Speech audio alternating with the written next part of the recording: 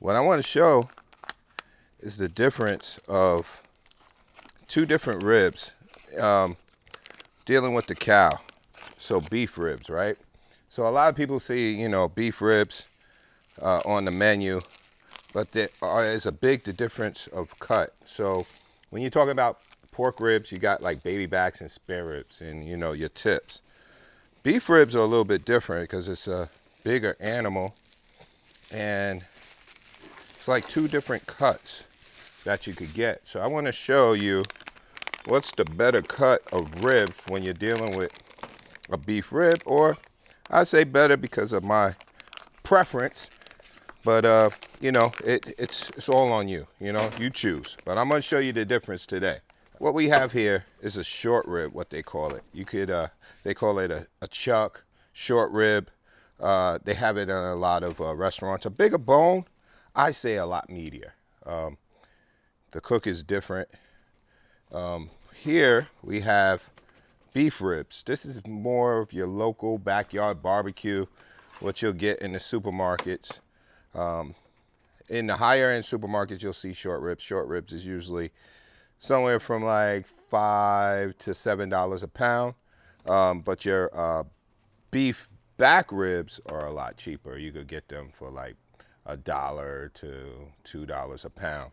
And you see the difference. You see the meat quality, see the thickness in the meat quality, how much bigger and thicker that the short ribs are compared to the beef ribs. And the beef ribs, they are called these back ribs. You know, back ribs, most of the butchers call them. I personally don't like them because I don't feel like they get enough meat, you know, for the money. So I'm going to show you how I prep both of these and throw them on the smoker and kind of do a little taste test on what you feel is best. So let's go through the short rib real quick. So you see here, let's go to the back. So the back has a big, thick skin. There's not too much trimming or anything that I would do to the back of this rib. The skin, unlike your regular pork spare ribs, you might have seen me pull off that membrane. I don't do that on the beef short ribs. And the reason for it is it's almost a protection to have that on during your cook, because otherwise the bone is going to expose and you're going to see a lot of meat and you won't be able to catch it. So if you want your meat to stay on the bone, leave that membrane on the back of it. On the front side, you see a lot of silver skin. So we need to get that off. We want to get some of these fat chunks off as well, just so the seasoning will penetrate. And what I do is I kind of use a nice little sharp knife with a point, you know, a nice little fillet knife or something. And what I'm going to do is I'm going to go right underneath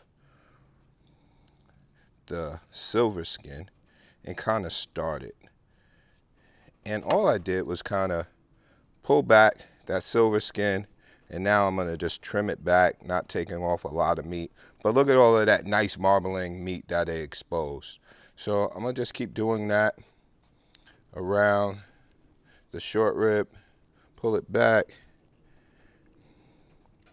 and I want to get that exposed meat, because again, now that you're only actually seasoning one side because you have that membrane on the back, you definitely want to get the ribs nice and seasoned. Get a little bit of this fat cap. Now, with this fat cap, I'm not going to go crazy because you're going to start losing the integrity of the rib. I'm really getting that silver skin off and some of that top layer of fat. If you see that fat goes all the way down, I'll just leave it. I'll just get that top layer off and leave it. And something like this, you know, here's another little piece right here that I'll get off. There we go. Boom. Now that we got that all off, what I'm going to do is I'm going to take a little bit of oil. It's my signature thing. Oil that baby up. And then now I'm going to apply some seasoning on it.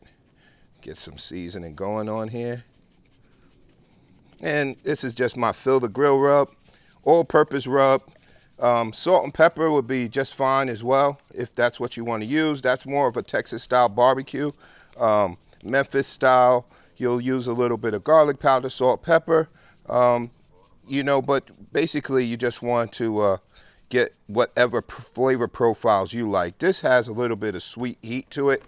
I like it because I feel like it provides the color it needs to do well in the smoker, and it's going to create a nice bark on that as well.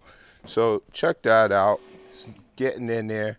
It's getting into that meat, penetrating in. It's got a nice burgundy mahogany. I'm gonna get that ready for the smoker. With the beef rib, all I'm gonna do is kind of slice it. It's a long rib, so I'm gonna just slice that in half. So I basically don't need to do too much to this. Again, I want to leave the membrane on the back because you don't really want to take that off, because again your bones will all explode on you and you won't be able to really serve, but you'll just be serving chunks of meat.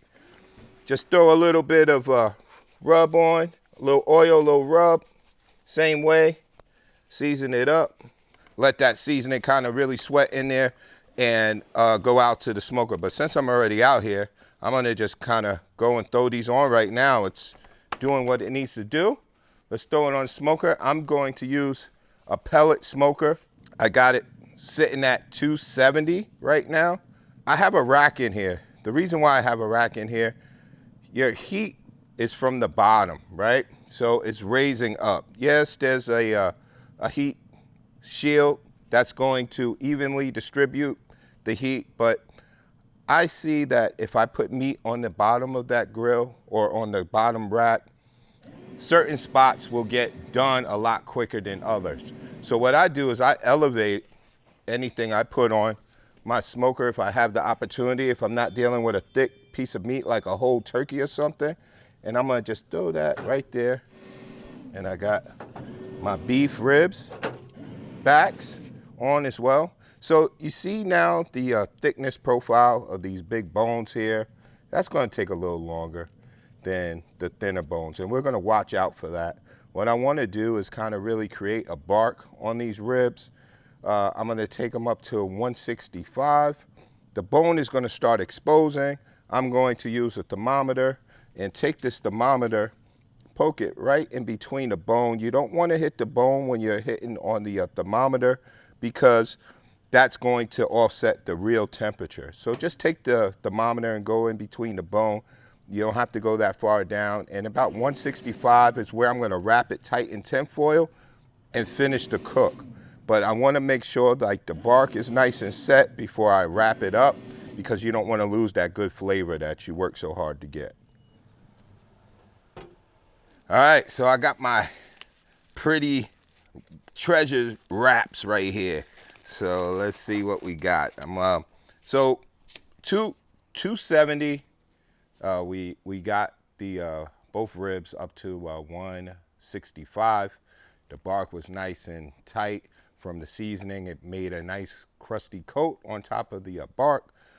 We got some nice smoke in it. I wrapped it tight at 175, and I brought it out. The finished temperature I took it out at was 195 between the bones, and I let it sit and rest. Unwrapped, you know, it's fully wrapped still for about 10, 15 minutes. And let's go in, you know what? Let's go with the back rib, right? So we got the short back rib right here. Look at that, baby. Woo! Looking good. And basically this juice is just the juice and the fats that it was basting in itself once I wrapped it. So when I wrap my meat, I wrap it really nice and tight. So the fats and the juices can really stay in that meat and it will baste in itself. So what I like to do to cut any rib, I like to put it upside down on my board, and so you can see where the bone is, and some nice cuts. Look at that baby right there. Woo! It's like Jello. Woo! Look at that. That's a nice rib. I'll eat a baby back, but I prefer short ribs, and I'm going to show you why right now. but that's a nice rib. You got some nice color from the cherry wood. Those are some nice ribs. Making my mouth water, actually. So yeah, so all right. So those are your regular beef ribs, and that's just a choice rib. You know, you could get at any supermarket pretty much. And you know, they're pretty inexpensive, but you could really serve your family. And see, I smoked it slow at 270 for, it took me about like four or 5 hours for this rib. What happens is if you put it on the grill, you might, because it doesn't have a real heavy fat content, it might dry out on you and it won't be as tender and as juicy, you know, because this is real tender right here. Let's get these big boys out, see what they look like. Now your short rib, these are what you'll find in your high-end restaurants, you know. That one has been basting right here. So I'm gonna cut this one right here because you see how your bone exposed real good. So I'm gonna cut this right here to kind of show you, to keep the rib together, keep it on this bone. But look at that baby right there. It's jiggling. Look at that, it's jiggling. But yeah, this is a nice short rib right here. The marbling, the fat really rendered down into itself. But these are nice dinosaur bones ribs. I mean, 2 to 3 people could eat off of these ribs. But you know, again, wrapping them up really helps tenderize it, I feel, by just letting that base, you know, the natural juices base into itself. So, I mean, you could add a little bit of seasoning, you know. If you want a dry rub rib right now, you could add a little more seasoning and do a dry rub, or you could add some salt. With the moisture still on it, it'll just accept that rub. If you want to add some sauce, you could drizzle some sauce on it right now. But I'm definitely proud of these ribs, baby. I mean, it's time to eat, baby. Look at these ribs. My mouth is watering right now. I mean, I couldn't have did a better job with these ribs. You know, the only thing I gotta say is, you know, you do have to be careful with the short rib cooking them. Like, you didn't see me take that right out to pack because it was so delicate. You know, once these ribs start pulling back, that's why I keep that membrane right on the back to add extra protection. But you're automatically, once they start cooking, that meat's going to shrivel up and kind of expose that rib with the short rib. So you want to be careful with that and take care of these delicate babies. But it's time to eat right now.